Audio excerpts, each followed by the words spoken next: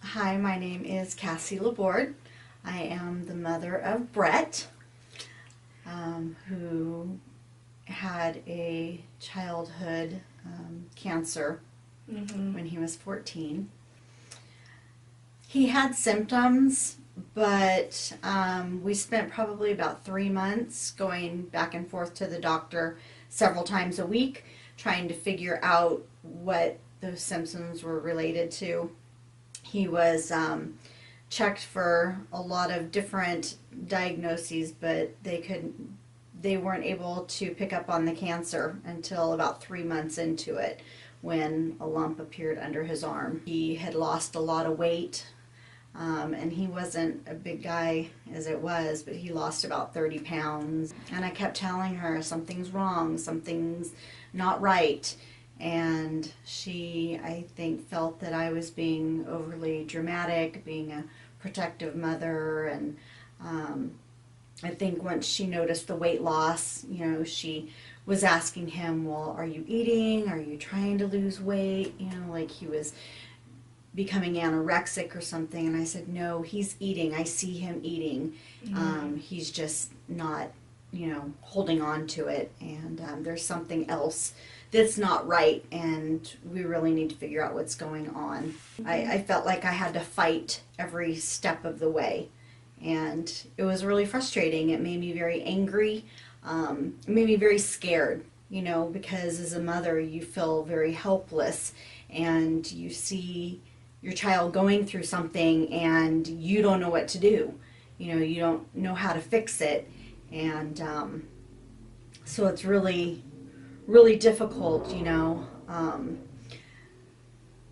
I want to say that when we finally figured out what it was, that he had Hodgkin's lymphoma, I was relieved, but at the same time I was terrified. Like, my child has cancer. How can that be?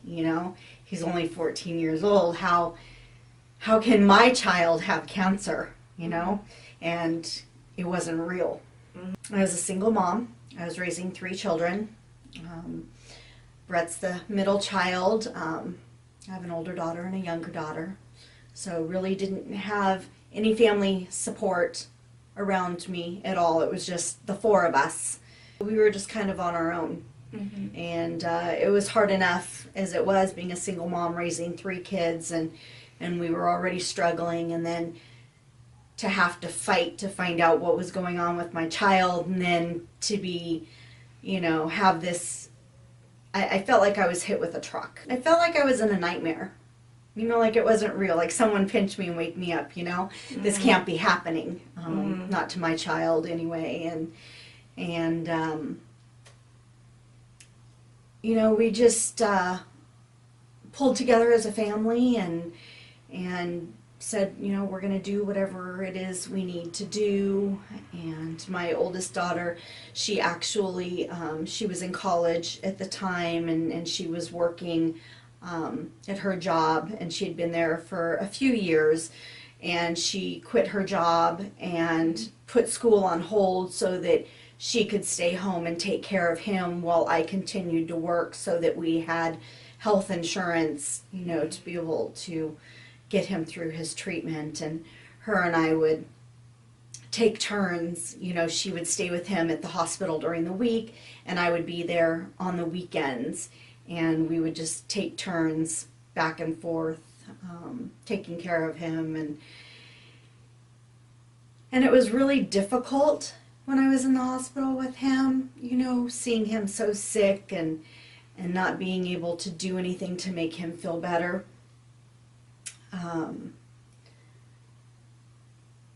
But I just kept encouraging him, keep fighting, never give up. God's got bigger plans for you. This isn't the end of it. We're going to fight. We're going to get through this together. And God's going to do something great with your life. That was really tough, because I think I made a lot of wrong decisions with her. She was either at a friend's house, or she would stay with a family member or something. But I always tried to protect her and because I didn't want her to be scared. But I think that the way I handled it scared her more because she was not allowed to be at the hospital with her brother to know that he was still alive, that he was still fighting, All she had was, how is he doing? What's going on? And feeling scared and just unsure, and I think that was worse for her than anything, but I didn't realize that until later. So if I could go back and do it over again, I would definitely involve her more than what I did. She was 12. Mm-hmm. So, and she had just started middle school, and we were excited that, she's going to finally be starting middle school with her big brother, and they'll go to school together. And then Brett didn't go to school that year. Mm-hmm. He did homeschool. He went to school in the hospital, and she was in middle school all by herself. Mm-hmm. And that was sad for her. He had his work at home with him, and when he was able to, he would go in and drop it off, or I would drop it off, his sister would drop it off, someone would turn in his work for him, and then he would receive a new packet that, he would work on when he was at the hospital, or when he was at home not sleeping, and just was bored and needed something to do, he would work on his homework, but they allowed him to take it at his own pace and work at his own speed, and I think that was really good for him. No one ever came to the house. He actually wasn't allowed to be exposed to anybody. Mm-hmm. Because his immune system was so low that really the only people he was around was his sisters and myself. No one else really came to the house, and then when he was at the hospital, he was isolated into his own room, and when he would go in the wheelchair around the hospital, he would have to wear a mask, and so he was very isolated from everyone. Yeah, he and his best friend, they missed each other very much. He wasn't allowed to have that support there for him, which would have been really good for him to have, but because of his immune system, he just wasn't able to. And the fact of their age, they weren't allowed to have minors in their ward anyway. So, he wasn't allowed to have anyone come visit him. I was very unsure, but I never let on to him. For him, I had to be strong. I had to be confident, that he was going to beat this. To myself, I was terrified, inside, because I didn't know it was happening. I didn't know what was going on. And when you hear the word cancer, the only thing you relate to cancer is death. Mm-hmm. And that with a child, they just don't go well together, So, but the only thing I could do to keep him positive was to stay strong for him, even when he felt weak, even when he was really sick and couldn't move, and I just had to be his strength and his support.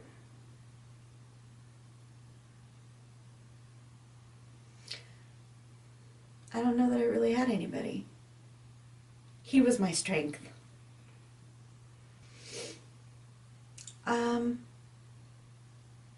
I think once they told us that he was on his last round of chemo, and he would just need to finish up his radiation, I think that's when we saw the light at the end of the tunnel. We thought, oh my gosh, really, we're almost done, but there was still a lot of fighting to do. There was still a lot of doctor's appointments and just following up and hoping and praying that it hadn't returned. And, we were very fortunate that, he has been in remission for, I think, 7 years now. And so it's just, he's amazing. But I think it was truly a blessing, because the last radiation treatment he did was the day before Christmas. And that was the best Christmas ever. I bet. that was the best Christmas present. Yeah. Mm-hmm. They were amazing. He was at Rady Children's in San Diego. They were absolutely amazing. They helped me with gas money. They would give me gas gift cards, which without that, I wouldn't have been able to make it to and from the hospital because we lived an hour away. Mm-hmm. So that was really amazing that they were able to do that. They had a social worker there at the hospital that really looked out for us to always see, what are our needs? What do we need help with? And whatever I needed, she made sure that we had. She made sure that the insurance was in place and I didn't have to worry about paying for any of it. They covered everything. And they covered our meals. There was even a time when we stayed at the Ronald McDonald House because, just the driving back and forth was getting really wearing on me. It was exhausting. And so we were able to stay a couple nights there. But every time I turned around, they were offering some kind of resource to help me and to help my children. And they were fantastic with him and the social worker there. She was so sweet. I just remember her always being so amazing, coming in and checking on him and seeing, does he want a coloring book? Is there a movie he wants to watch? What does he enjoy doing? Is there a book that he wants to read? And there was one specific book, and I might be wrong, but I think it was a Harry Potter book. And it was a newly released book, and she got it for him. She made sure he had it. And that just meant the world to him. He was so excited to have that book, and they were just really phenomenal. They took care of all of our needs so that I didn't have to worry about that part of it as well.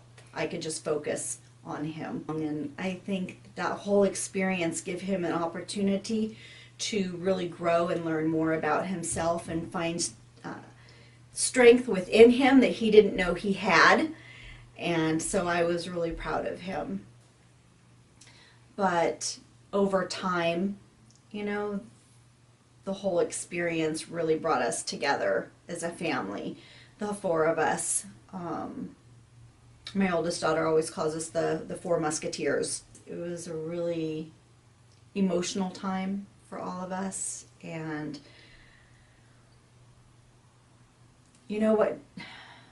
what doesn't kill you makes you stronger. And I just kept reminding them we're all each other has. So, fight, never give up. It's important, fight for yourself, fight for the ones we love, keep moving forward. God has a purpose for our life, and, he'll open doors, and that's what he's done for Brett. He's opened so many doors for him, given him so many opportunities, and I'm just amazed at the young man he's become and just so proud of him.